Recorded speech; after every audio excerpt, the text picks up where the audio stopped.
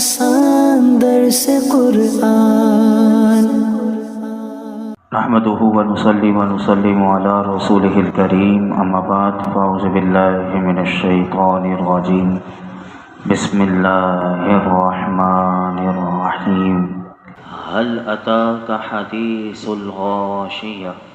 اللہ کے نام سے شروع جو نہایت مہربان رحم والا۔ بے شک تمہارے پاس اس مصیبت کی خبر آئی جو چھا جائے گی۔ سورہ غاشیہ کا آغاز ہوا۔ سورہ غاشیہ میں 1 رکوع اور 26 آیتیں ہیں۔ غاشیہ کا معنی چھا جانے والی چیز، اور اس کی پہلی آیت میں یہ لفظ موجود ہے، اسی مناسبت سے اسے سورہ غاشیہ کہتے ہیں۔ حضرت ضحاک بن قیس رضی اللہ تعالیٰ عنہ نے حضرت نعمان بن بشیر رضی اللہ تعالیٰ عنہ کی طرف خط لکھا اور پوچھا کہ رسول اللہ صلی اللہ علیہ وسلم جمعے کے دن جمعے کی نماز میں کون سی سورت کی تلاوت فرماتے تھے؟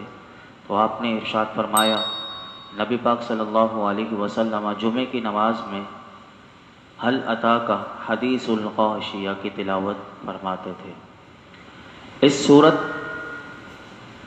کی جو پہلی آیت کریمہ آپ نے سماعت کی، یہاں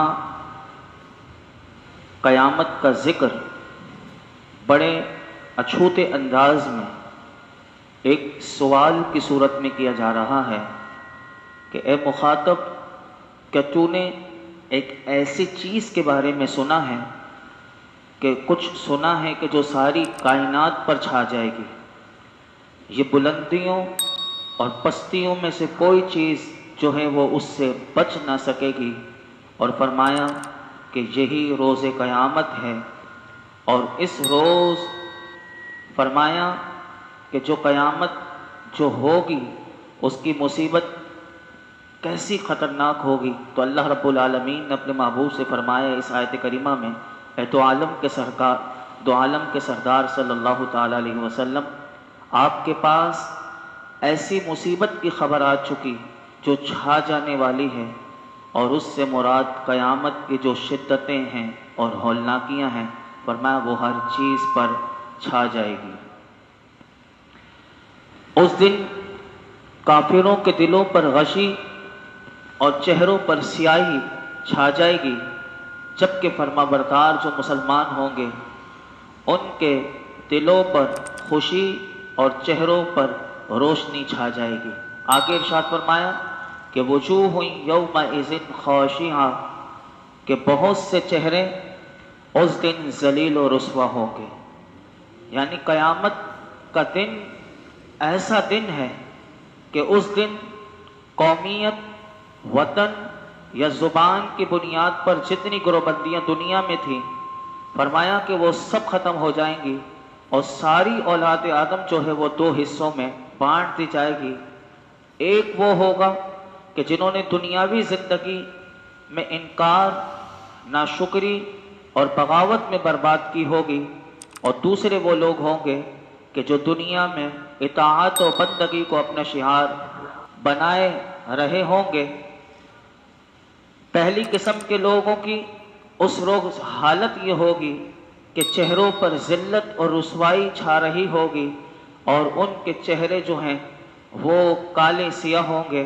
اور یہاں پر بعض مفسرین نے یہ بھی بات لکھی کہ بہت سے چہرے جو دنیا میں اللہ کے روبرو اکڑا کرتے تھے، دنیا میں وہ اکڑ اور تکبر سے رہا کرتے تھے، فرمایا کہ قیامت کے دن وہاں وہ ہر طرح سے ذلیل و رسوا ہوں گے، اور قبروں سے ہی جب وہ نکلیں گے تو ان کا قبر سے نکلنے کا انداز بھی ایسا ہوگا کہ فرمایا کہ سر کے بل چل کر وہ محشر کے میدان میں پہنچیں گے، اور وہاں ان کے منہ کالے ہوں گے اور دونوں ہاتھ بندھے ہوئے، اور گلے میں توق ہوگا، اور ہر دروازے پر وہ بھیک مانگیں گے مگر دھتکارے جائیں گے، اور ایک دوسرے پر وہ لعنت کر رہے ہوں گے۔ فرمایا قیامت کا دن ایسا دن ہوگا۔ فرمایا عاملۃ ناصبہ تصلی نارا حامیہ، کام کرنے والے، مشقتیں برداشت کرنے والے بھڑکتی آگ میں داخل ہوں گے۔ حضرت عبداللہ بن عباس رضی اللہ عنہما نے اس کی تفسیر میں آپ نے فرمایا عاملۃ ناصبہ، یعنی کام کرنے والے، مشقتیں برداشت کرنے والے، سے کیا مراد؟ تو آپ نے فرمایا اس سے وہ لوگ مراد ہیں کہ جو دین اسلام پر نہیں تھے، یعنی دنیا میں بت پرست تھے یا کتابی کافر تھے، جیسے راہب ہیں، پجاری ہیں، کہ انہوں نے اپنی طرف سے عبادت ریاضت کے نام پر بڑی محنتیں اٹھائیں، مشقتیں بھی جھیلی، اور ان کا رزلٹ کیا نکلا؟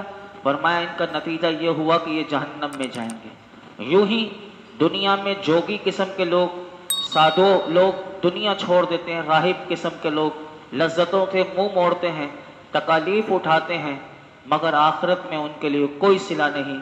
اور یوں ہی بد مذہب قسم کے لوگ جو ہیں وہ اپنے باطل عقائد کی تحفظ اور اس کی ترویج کے لیے جو کوششیں کرنا، کتابیں وغیرہ لکھنا وغیرہ، فرمایا یہ سب بے فائدہ رہیں گے۔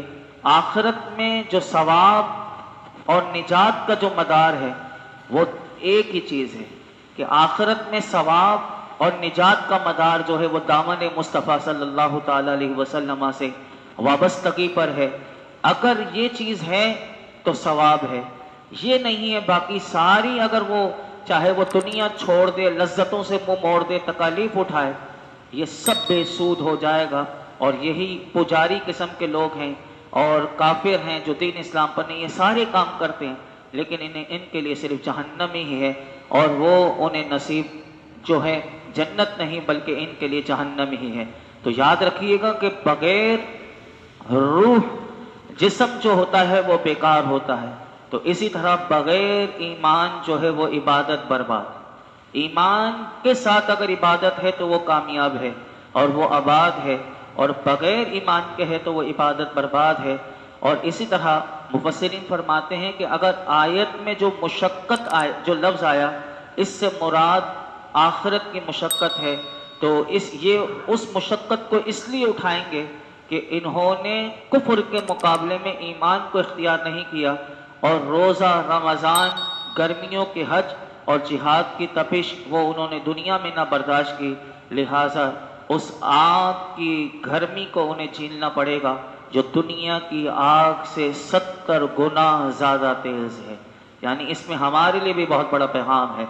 اور فرمایا مشقت کی صورت قیامت کے دن اس طرح ہوگی ایسے لوگوں کے لیے کہ وہ آگ کے پہاڑ پر چڑھیں گے اور اتریں گے، اور اسی طرح فرمایا جس مال سے انہوں نے زکوٰۃ نہ دی ہوگی اسی مال کو اللہ تعالیٰ سونے چاندی کے پترے بنا کر فرمایا ان کی پسلیوں کو، ان کی پیشانیوں کو اور داغا جائے گا۔ اور اسی طرح جو ان کے جانور تھے جس کی زکوٰۃ بنتی تھی اور زکوٰۃ جانور کی بھی نہیں دی، تو فرمایا اسی جانور کے بدن میں سینگ جو ہیں، وہ یہ جانور جو ہیں وہ اپنے سینگ انہی لوگوں کو جو دنیا میں جانوروں کے مالک تھے وہ ان کے پیٹ میں اپنے سینگ کو گھونپیں گے، اور وہی جانور کے جس کو وہ سنبھال کر رکھتے تھے اور دنیا میں اللہ کے لیے انہوں نے زکوٰۃ نہ دی، تو فرمایا انہی کے پاؤں سے انہیں روندا جائے گا قیامت کے دن۔ یہاں مشقت کی چند صورتیں میں نے آپ کے سامنے عرض کی ہیں جو مفسرین نے بیان کی، اس کے علاوہ ورنہ نہ جانے وہ لوگ کیسی کیسی مشقتیں اٹھائیں گے، یہ تو اللہ ہی بہتر جانتا ہے۔ یہاں پر صرف اتنا بتا دیا کہ عاملۃ ناصبہ تصلی نارا حامیہ، کہ فرمایا کام کرنے والے، مشقتیں برداشت کرنے والے یہ بھڑکتی ہوئی آگ میں داخل ہوں گے۔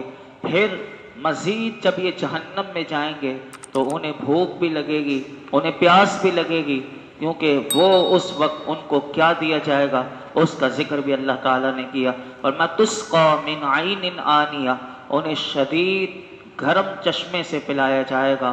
اللہ اکبر۔ فرمایا لیس لہم طعام الا من ضریع، اور فرمایا کہ ان کے لیے کانٹے دار گھاس کے سوا کوئی کھانا نہیں، لا یسمن ولا یغنی من جوع، جو نہ موٹا کرے گی اور نہ بھوک سے نجات دے گی۔ پہلی آیت کریمہ میں فرمایا تسقی من عین آنیہ، انہیں شدید گرم چشمے سے پانی پلایا جائے گا، یعنی جہنمیوں کو جب پیاس لگے گی تو انہیں ایک تو ویسے جہنم کی شدت کتنی تیز ہوگی، تو فرمایا انہیں پینے کے لیے بھی جو پانی دیا جائے گا وہ گرم چشموں کا پانی پلایا جائے گا، کہ جو ان کے اندرونی حصوں کو جلا کر راکھ کر دے گا، اور کھانے میں انہیں کانٹوں کی خوراک دی جائے گی جو پیٹ میں ان کے آگ لگا دے گی۔ اللہ اکبر۔ قرآن کریم میں آپ نے سنا، بار بار آپ نے دیکھا ہوگا کہ قیامت کے دن جو ہے وہ جہنمیوں کو مختلف اشیاء کھلائی جائیں گی، یعنی الگ الگ قرآن میں ذکر کیا گیا، جیسے زقوم کا ذکر آیا، اسی طرح غسلین کا ذکر آیا، یہ سب جہنمیوں کی خوراک ہوگی۔ تو یہاں پر مفسرین نے یہ بات لکھی کہ یاد رکھیے گا کہ قیامت کے دن عذاب مختلف طرح کا ہوگا، اور جن لوگوں کو عذاب دیا جائے گا ان کے بہت سے طبقے ہوں گے، یعنی الگ الگ طبقے کے لوگ ہوں گے۔ بعض کو زقوم یعنی تھوڑ کا درخت کھانے کو دیا جائے گا، بعض کو غسلین یعنی جہنمیوں کی جو پیپ ہوگی وہ انہیں دی جائے گی، بعض کو آگ کے جو کانٹے جو ہیں وہ کھانے کو دیے جائیں گے۔ انہی مختلف اقسام کی وجہ سے قرآن پاک میں مختلف مقامات پر جہنمیوں کے کھانے کے لیے مختلف اشیاء کو ذکر کیا گیا۔ اور یہاں پر جو ایک لفظ آیا ضریع، لیس لہم طعام الا من ضریع، کہ ان کے لیے کچھ کھانا نہیں مگر آگ کے کانٹے، یہ آگ ضریع کا جو لفظ آیا یہ کیا ہے؟ تو مفسرین نے یہاں پر یہ بات لکھی کہ ضریع عرب میں ایک خاردار زہریلی گھاس ہے کہ جو اگر کوئی جانور بھی کھا لے نا تو جانور کے پیٹ میں بھی وہ آگ لگا دیتی ہے، وہ ایسی وہ گھاس ہے، نہایت بد مزہ اور سخت نقصان دہ ہوتی ہے۔ اور کفار کے ساتھ اس خوراک کی مناسبت کیا ہے؟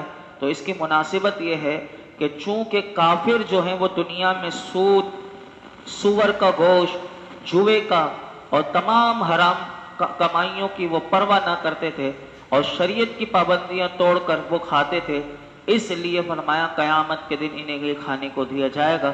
یعنی دنیا میں اگر کوئی اس طرح کا مال کھائے گا، سور کھائے گا، سود کھائے گا، جوئے کا مال کھائے گا، تو گویا کہ وہ دنیا میں ہی یہ سمجھ لیں کہ اپنے پیٹ میں وہ آگ کو بھر رہا ہے، تو قیامت کے دن ایسے لوگوں کو ضریع یعنی آگ کی گھاس دی جائے گی، وہ انہیں کھانی پڑے گی۔ اور یہاں پر ایک اور بات بھی اللہ تعالیٰ نے ذکر کی، لا یسمنو، جو نہ موٹا کرے گی۔ اب آپ دیکھیں کہ غذا کا دو ہی کام ہوتے ہیں، غذا کیوں کھائی جاتی ہے؟ غذا سے دو فائدے حاصل ہوتے ہیں۔ ایک تو یہ فائدہ حاصل ہوتا ہے کہ وہ بھوک جو انسان کو لگتی ہے اس کی تکلیف کو دور کر دیتی ہے۔ دوسرا یہ ہوتا ہے غذا کھانے کے بعد انسان کے بدن میں طاقت آتی ہے، وہ اس کو فروغ کرتی ہے۔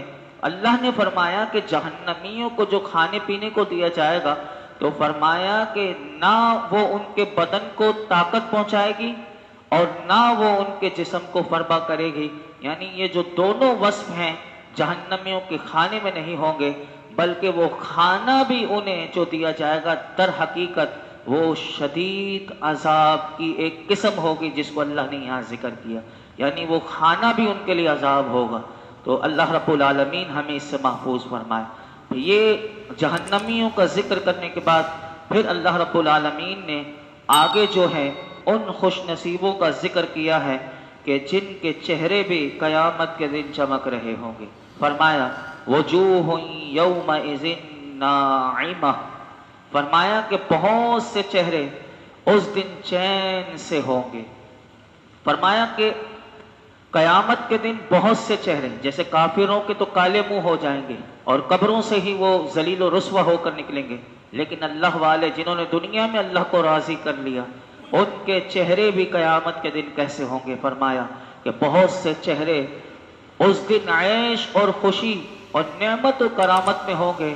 مراد یہ ہے کہ مفسرین فرماتے ہیں قیامت میں پرہیزگار مومنین چین میں ہوں گے، نہ انہیں سورج کی گرمی ستائے گی، نہ زمین کی تپش، نہ انہیں کوئی خوف ہوگا، نہ غم ہوگا، نہ رب کا عتاب، نہ فرشتوں کی لعن طعن، نہ قیامت کی گھبراہٹ۔